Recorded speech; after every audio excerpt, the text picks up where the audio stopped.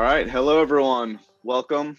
I'm really excited to speak with everyone today about Chainlink Keepers and your projects. We've got some really interesting people and projects on the panel. So let's kick things off. To get started, as a quick icebreaker, I'd like to go around the room and just ask everyone, maybe tell us who you are, which project you're with, and maybe how you got into the space and how long you've been in the space. So Danny, you're the first on my screen. Let's start with you. Hi, this is Danny Chong, CEO and co-founder of Tranchess. Tranchess, I'll say later on what it is, but very happy to be with you guys here today on Chainlink to talk about Chainlink Keepers. Great. And Danny, how did you get involved in this space? Oh yeah, sorry, missed that. So yeah, so I guess I was always being in TradFi. Actually, I was leading team for trading sales as well as structuring across the last 16 years or so across investment banks. I was working around the region. Even when I was working as a sales team head for Asia Pacific, for example, I was also running on the side as product manager. I have my own tech team of 8 to 10 guys doing projects connecting API and GUI and building out stuff to connect to other institutions. So for me, it was always a very tech-oriented development interest, getting things to work, piecing things together. So when a couple of friends and myself came together for coffee, that's how great things happen.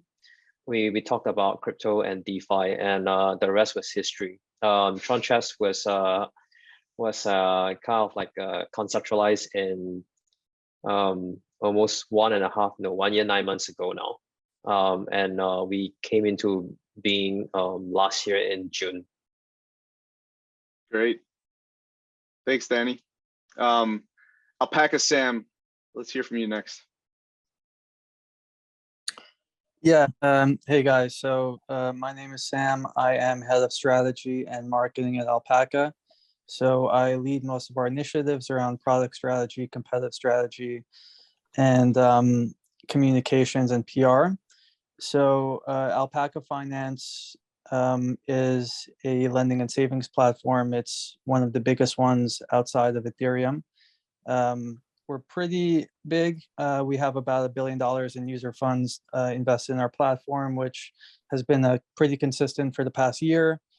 Some of our featured products are leverage yield farming, and most recently we launched a product line called Automated Vaults, which is pretty innovative within DeFi. The basic idea is to create high yield products that offer market neutral exposure. So we're trying to solve the problem of DeFi essentially being unsustainable in bear markets, because yield farming strategies are primarily long only on 97% of platforms, where if you want to get high yields, you need to hold exposure to at least one asset, if not multiple assets. As for myself personally, so I originally read the white paper in 2010. I unfortunately wasn't visionary enough back then to invest, like all of my assets and sell my house and all that to invest in it. But I started working full time in crypto in 2017. My background before that was more in tech startup entrepreneurship.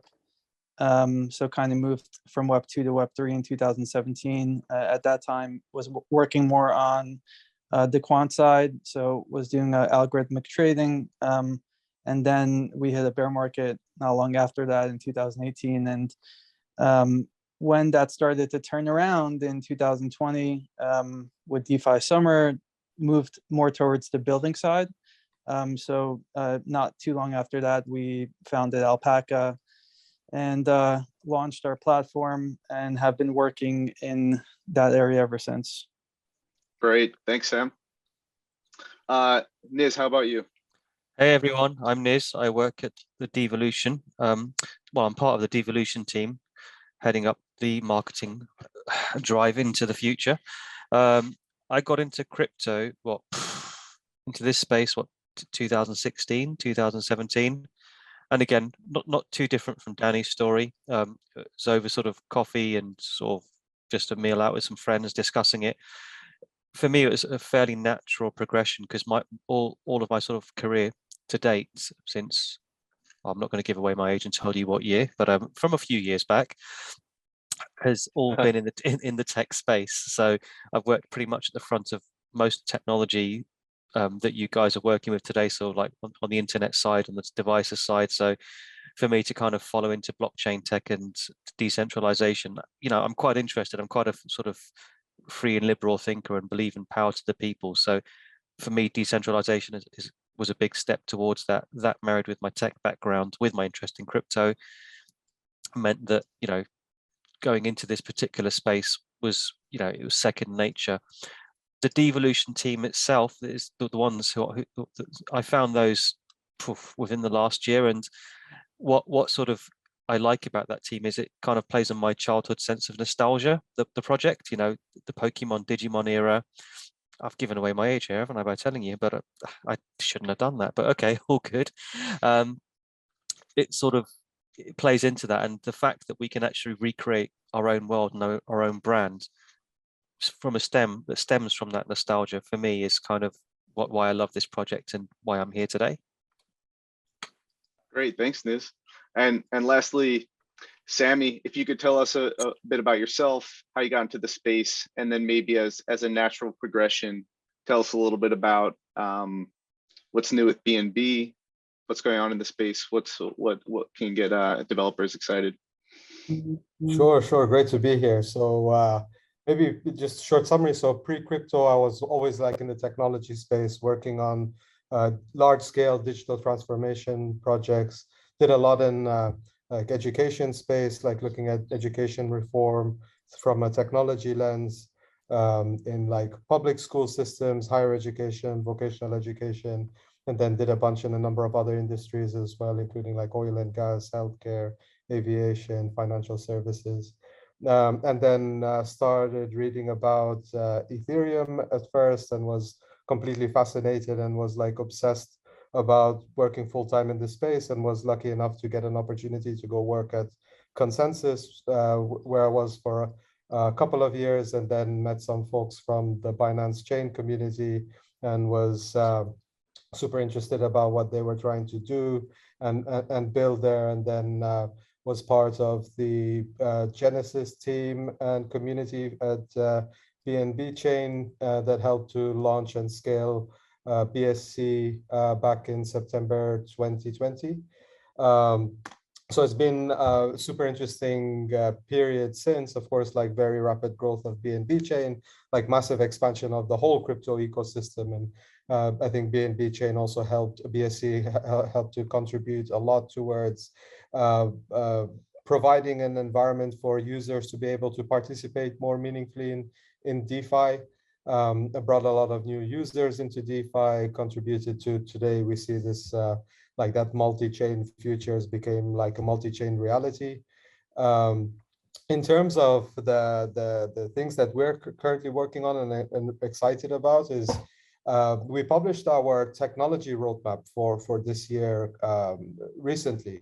So at a high level summary, what it's about is we're really thinking about, from an infrastructure perspective, what does it really take to, from that underlying infrastructure, to support applications to reach tens of millions, even eventually hundreds of millions of users.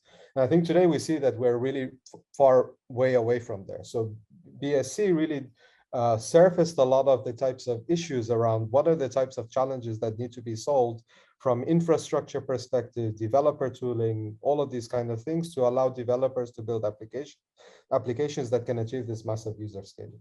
So what we really learned was that one chain cannot serve all of the different types of use cases. And we saw that, we experienced that firsthand. because BNB Chain BSC, as some of you may know, has the largest number of users among any layer 1 chain, has a very vibrant DeFi ecosystem, a very vibrant, rapidly growing gaming ecosystem, and then a number of other use cases being built on the infrastructure as well. So it's clear it's like this type of general purpose infrastructure. But what we've seen is that it cannot support like the types of user scaling that we want to achieve. So we're thinking about getting to tens of millions, even and eventually hundreds of millions of users. And one chain is not going to be able to support that. And we've seen that really firsthand. So the way that we're addressing this is through a couple of things. So one of the things that we believe is important is providing choice for developers in terms of the types of infrastructure they want to use and what's going to be suitable for different types of use cases. So we're currently launched what we call the BSC application sidechains. So think of them as like a mini BSC chain. So in terms of like the chain architecture, very similar to the current BSC chain, but we'll have some different properties. So they'll have a different independent validator set, we'll have significantly lower transaction fees, and projects can spin up their own BAS chains. They can use infrastructure partners if they don't have the in-house engineering and maintenance capabilities to deploy and maintain those. But there's quite a bit of flexibility and configurability in terms of what those will look like for application developers to build on top of them. So including, for example, game studios or game developers to be able to spin up a BAS chain and use their own token as the gas token on the chain, or even gasless chains. So that's so of course gaming projects and game studios and others, that's going to be a really attractive infrastructure for developing Web3 games on top, and we already see like a very huge demand for that type of infrastructure. But we believe it'll be useful for other types of use cases beyond just gaming as well. So these could be social types of use cases, XXX to earn, basically any types of applications that are going to reach tens of millions and then eventually hundreds of millions of users. That's going to be one of the types of chain infrastructures that will be able to support that. So that's already, the testnet's already launched, where the first mainnets, like the validation and testing for these are happening right now through the community. And then we expect to see the first mainnets being launched in a couple of months before, targeting before the summer. In the medium to long term, we're also working on what we're calling the BSC partition chains, or BPC, the abbreviation is BPC. And those is very similar to like the ETH2 sharding strategy. So there, as well as, we're still kind of like in the earlier stages there. So the current focus is on rolling out the BAS, and the BAS will also have other types of chain architectures, including ZK rollups, fairly soon. So we're super focused there. We're building out all of the supporting infrastructure around it, like the data indexing, oracles, of course, automation, suite tooling, all of these kind of things that developers really will need to build their applications on top of the BAS infra. So that's a little bit of what's coming. We published a little bit more details about it in our documentation site, as well as on our blog. So head over to bnbchain.world and you'll be able to find more information about that. Perfect. Thanks, Samy. Some really exciting stuff there, especially as it relates to scalability, right? Quick question before we move on. Will all of those new chain options be EVM compatible, or will there be options around that? The first ones will be EVM compatible, so they will be very similar to BSC. So the clients will be like get forks, but later there could be others as well. It really depends on the developer community demand. So that's what we're really focusing most on. So of course, right now the largest demand from the developer community is around like EVM compatible chains. So that's the primary initial focus area. But later, as we see more adoption or demand from other clients and other environments, we'll look at how we can support these as well. Great. Thanks, Samy. All right, moving on. So Sam and Niz, I think we heard a bit about Devolution and Alpaca. Danny, I want to give you a quick chance to speak a little bit more about Tranchess, so you can give an intro there. So Tranchess is a structured asset tracking and management protocol. We basically provide varied risk return solutions to users with different capacities and appetites. So we are actually kind of like a one and only protocol that allows users to have asset tracking, be it for the BNB, ETH, or BTC, and there will be more tokens to continue, and also to have leverage leverage functionality, as well as a stable coin pool, all in one primary ecosystem. So in that sense, we haven't seen anyone like us. So we are unique in that sense.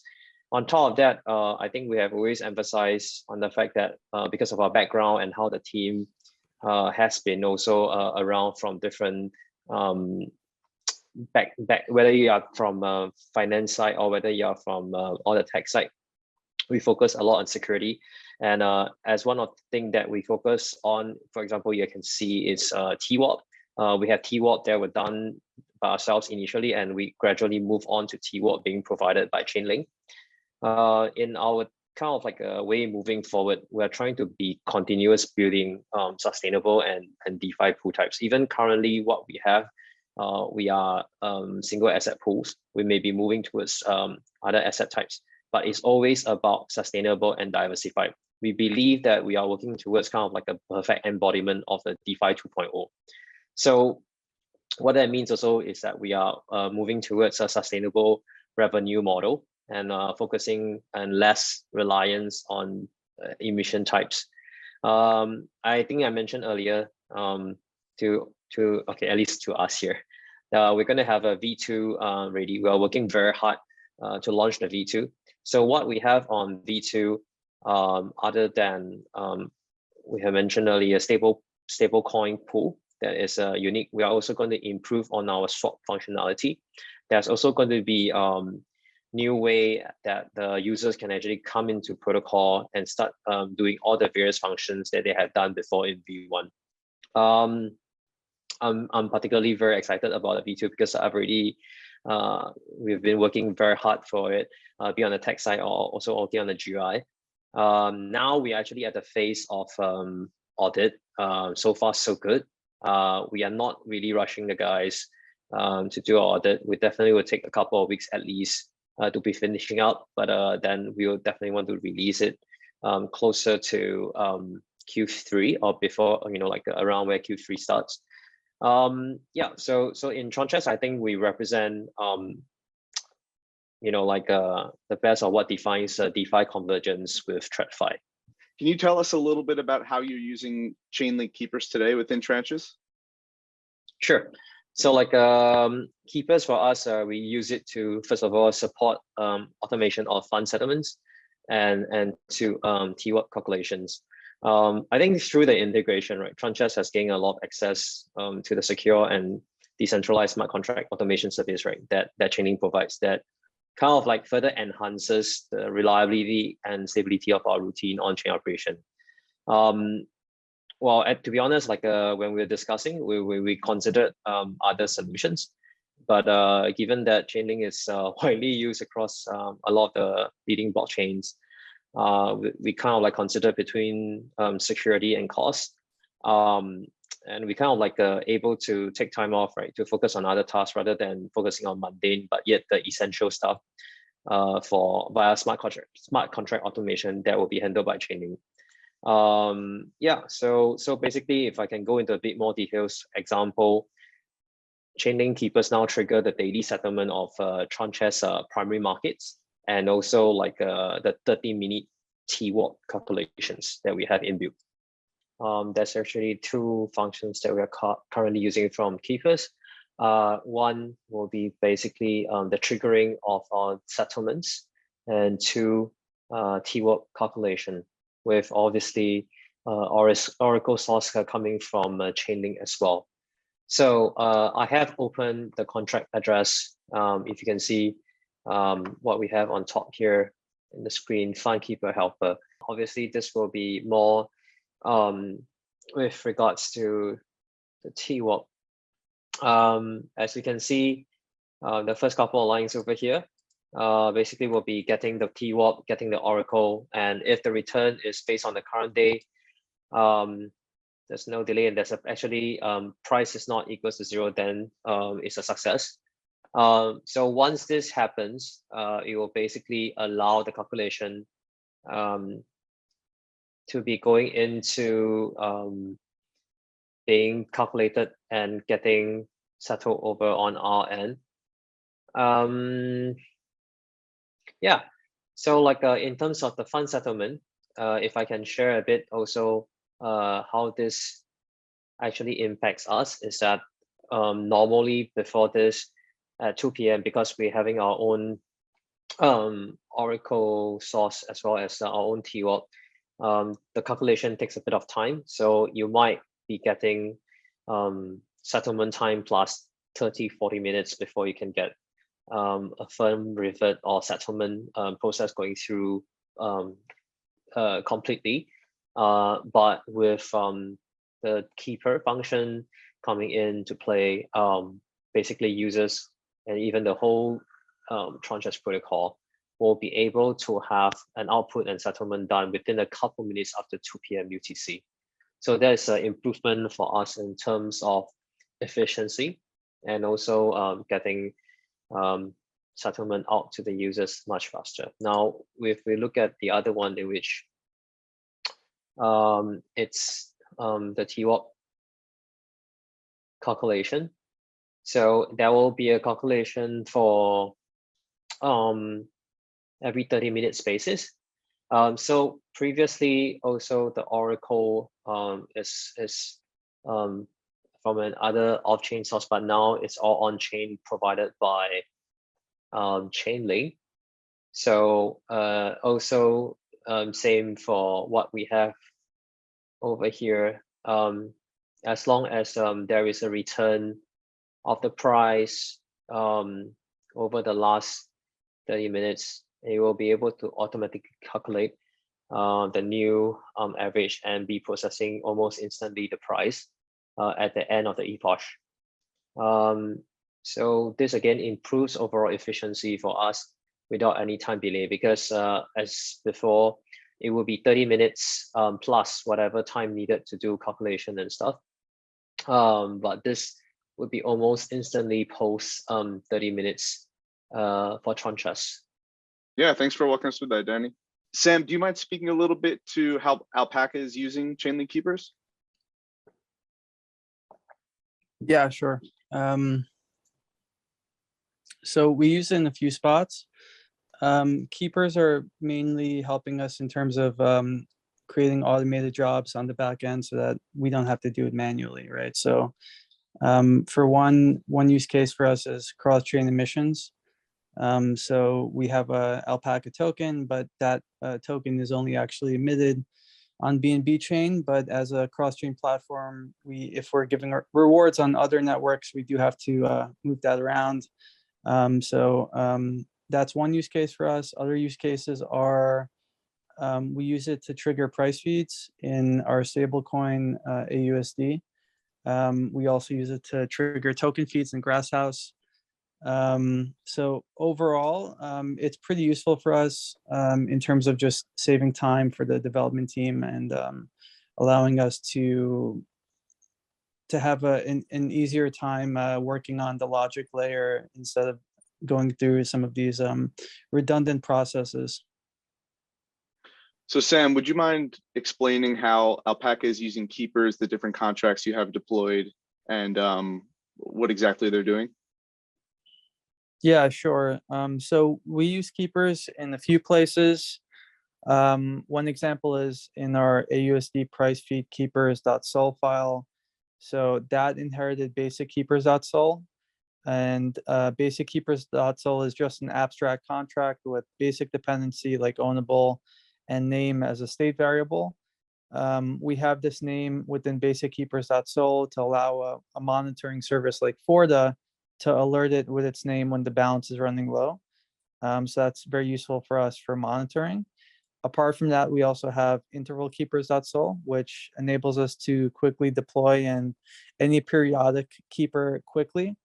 If we need some periodic keepers, we just inherit intervalkeepers.sol, adding a bit of logic, and then it's ready to be deployed.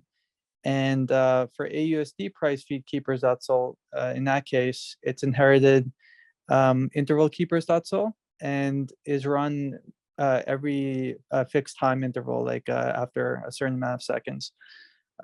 Within AUSD price feed keepers.sol, we also have the admin function like set price feeders to add and remove price feeders, which this keeper needs to upkeep. And as far as what this does in AUSD, which is our stablecoin at Alpaca, and that product needs to interact with various parameters and various contracts. It needs to interact with Oracle prices. So in AUSD, we have a 15-minute delay before collateral price becomes active. And the AUSD price feed keepers basically periodically calls AUSD's price feed to keep the price fresh and active, so that we're always aware of safety parameters and how far collateral is away from liquidation. It was for us, the process of writing it and working with keepers, it was pretty simple. It was just a matter of looking at Chainlink's documents, understanding all the required functions and how the keepers work, and then creating a single hard hat project, writing the keeper contract and testing. So overall, our team had a very good experience integrating it, and it was well documented. Perfect. That's great to hear. And Niz, you mind speaking a little bit to how Devolution is using Chainlink Keepers today? Yeah, for sure. So for us, I think what we wanted to do primarily, we were looking to automate the functions on our NFT marketplace, and Chainlink Keepers, to be honest, stood out to us as being head and shoulders as the best solution in the context of scalability and future proofing. We always try to take a long-term view of what we do here at Devolution. So Chainlink services for us were viewed as being a kind of like a core part of our infrastructure because of the, you know, that we were fascinated by the sort of technical possibilities that NFTs had to offer, and we wanted to be able to focus more on that and kind of let the automation and smart functions be carried out by the Chainlink Keepers. Look, for one example, an NFT with Devolution, the NFTs can be used to access real world events and also be used to actually earn money in our game. You know, NFTs as a whole within our game played a big role. You know, you can use them to play, you can loan out, you can use them to augment or increase value and you know, basically increase your net worth. Now, when we were designing or writing the contract with Chainlink Keepers, using Chainlink Keepers, we kind of approached it from a transactional based standpoint. We first established at a high level what it is we wanted to achieve. Then we integrated Chainlink Keepers to help us achieve our objectives. So, you know, if you kind of want to pull up an excerpt from our code, you can see that we use the keeper compatible interface to ensure our contract's compatibility with Chainlink Keeper. Then we use the check upkeep function. So I'm moving my mouse around, but we use a check upkeep function. We employ that to identify if a condition has been met, and then we perform the upkeep. Then we basically use a perform upkeep function, and we use that as the execution point when the condition has been met. In our specific use case, we check for any open orders. We retrieve the finished auction IDs. Open orders are then defined as auctions which are completed and are being executed. In terms of why we decided to use Chainlink Keepers in the first place is we wanted to automate the functions on our NFT marketplace, and Chainlink Keepers, to be honest, to us stood out head and shoulders as being the best solution for us in the context of scalability and future proofing. we're always trying to take a long-term view here at Devolution, and Chainlink services for us was viewed as being a core part of our infrastructure because it would free up our time and allow us to do really what we wanted to do in this entire process, which was deliver an amazing game. Yeah, thanks for the deep dive, Diz. Appreciate that.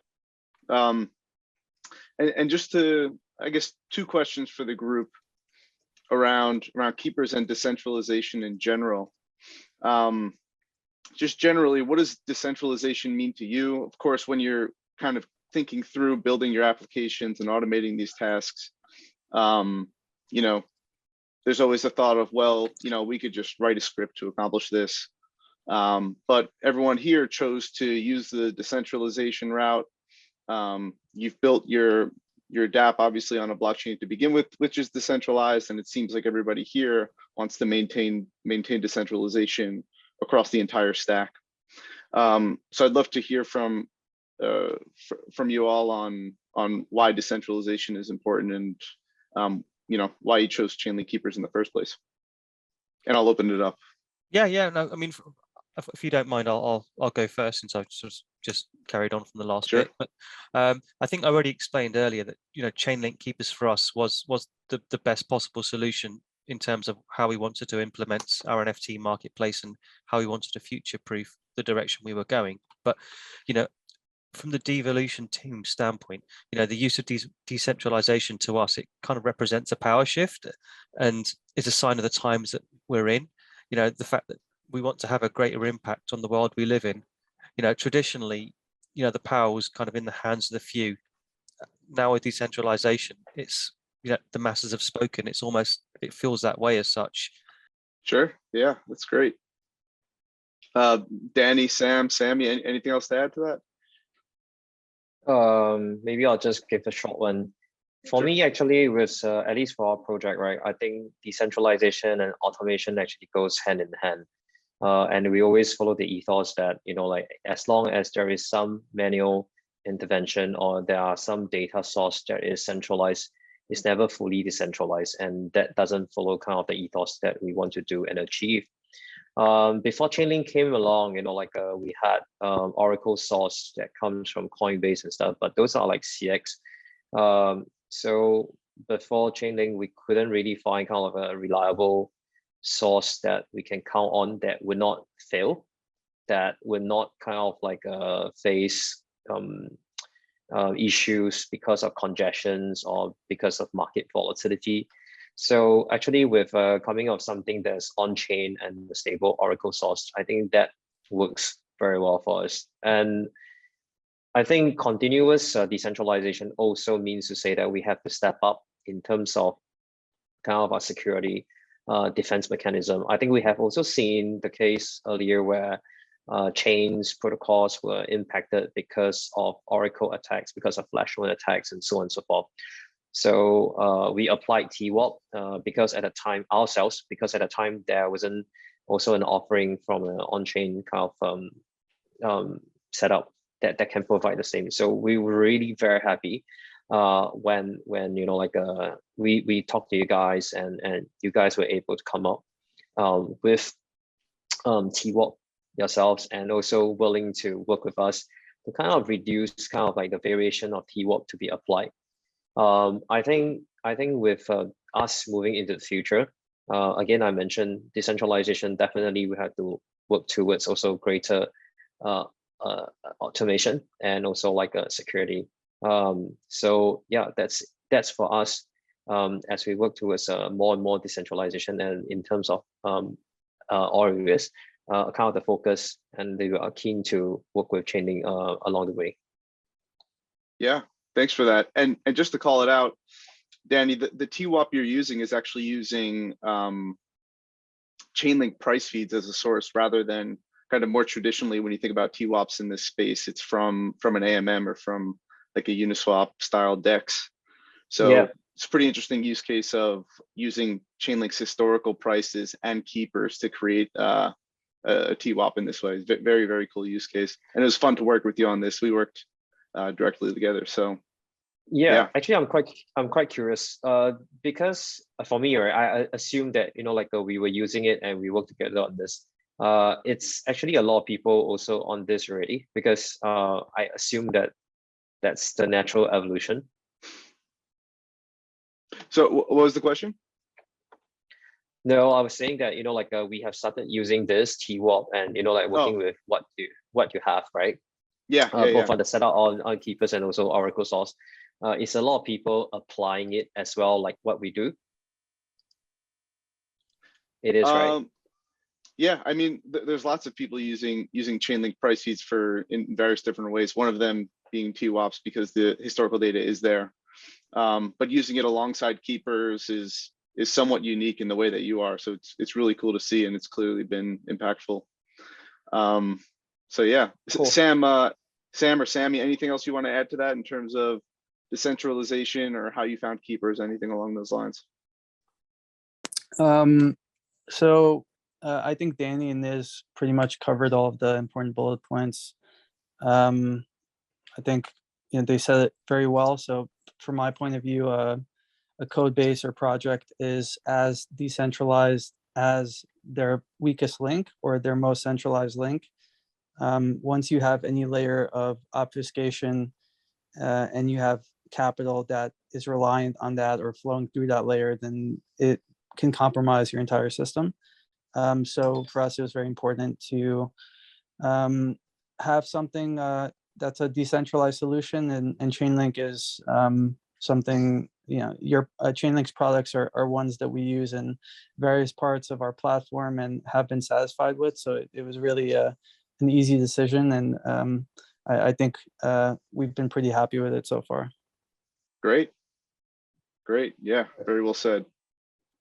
And then just to open it up generally, as it relates to your projects and the roadmaps of your projects, is there anything you're all excited about or would like to share about the future of your projects?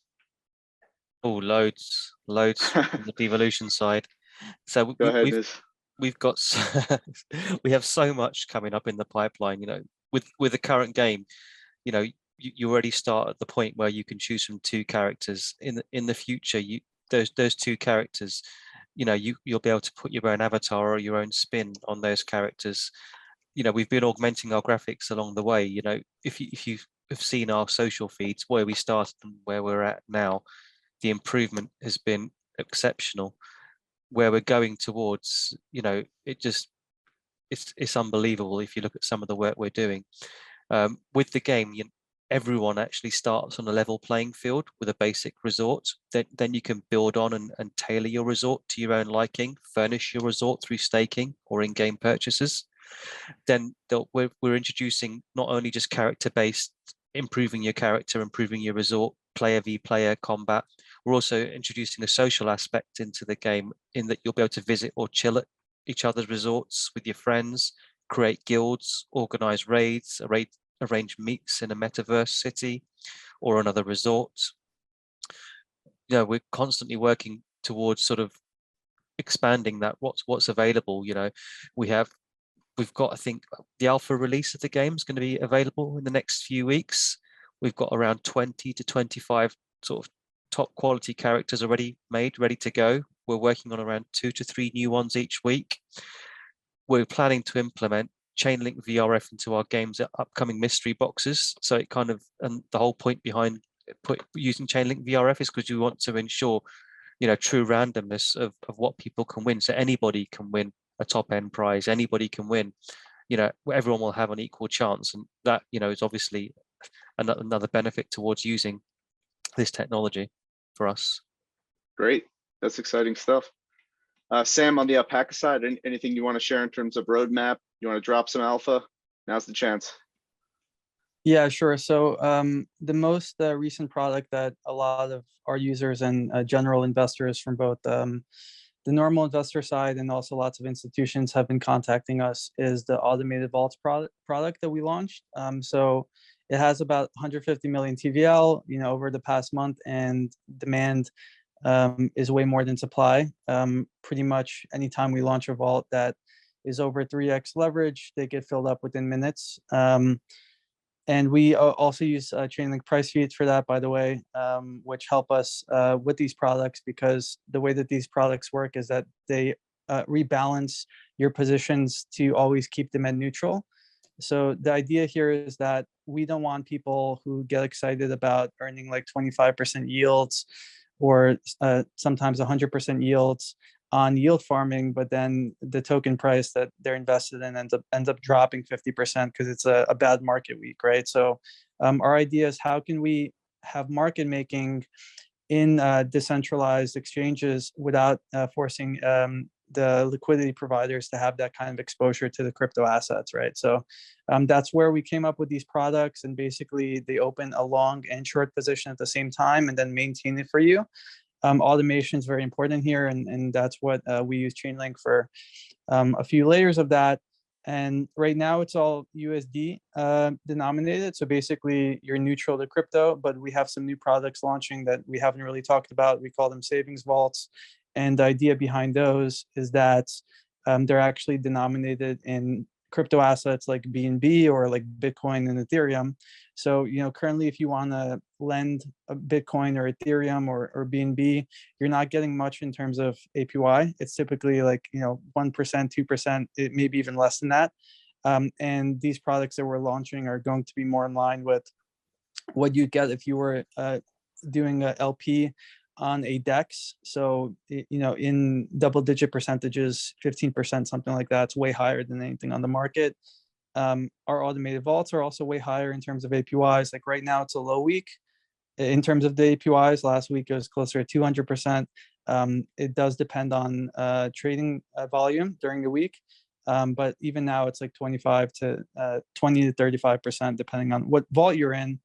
And the secret here is that these are extremely high in capital efficiency. So they're doing high leverage positions of 3x or 8x, and there's no liquidation because of the way that the strategy works. So it's extremely safe, like very low risk, similar to lending stablecoins. So those are the products that we and our user base are most excited about in the short-term roadmap. Double-digit yield, no liquidations. I like the sound of it. That's exciting stuff. and thanks for that, Sam. And Danny, I know you were speaking a bit about V2 for Tranchess. Do you want to speak a little bit more about what that will involve? I know you said you're moving to additional chains. Feel free to speak to those. Yeah, I think maybe just start with the fact that we are going to have stable pool. We all know that this year the narrative, it's on stable coin. I think a lot of institutions are showing massive interest in coming into crypto and especially into DeFi.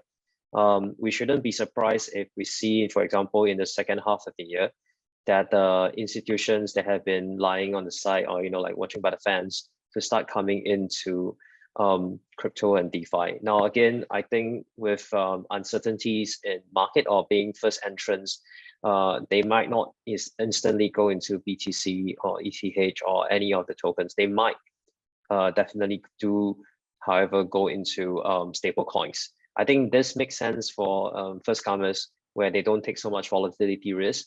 And at the same time, they have very attractive yield to collect. I mean, be it, like our on Tranchess or be it on Alpaca or any of other protocols that provide stablecoin pool and yield would be very attractive. So this is what we are focusing on V2 as a first starter, but also with a pool that we started that could be AMM in nature. We are going to be solving also a lot with regards to improvement in swap and improvement in overall token exchange between all our existing tokens. We see a massive increase also in our current tokens TVL, as well as with the increase in stablecoin. We have already been speaking to, in fact, intermediaries as well as institutions, and they have already shown active interest in coming to that. I think also to move a step ahead, right? What we are trying to do here is essentially also to ensure that the protocol itself will be gaining a lot more revenue streams and increasing kind of like month after month the earnings that our users are getting. Currently, basically 50% of our protocol income goes back to Chess lockers, which is our governance token. Governance, basically users who lock that on a longer term basis will have a stronger return as compared to guys who lock on the 1 week basis or 1 month basis.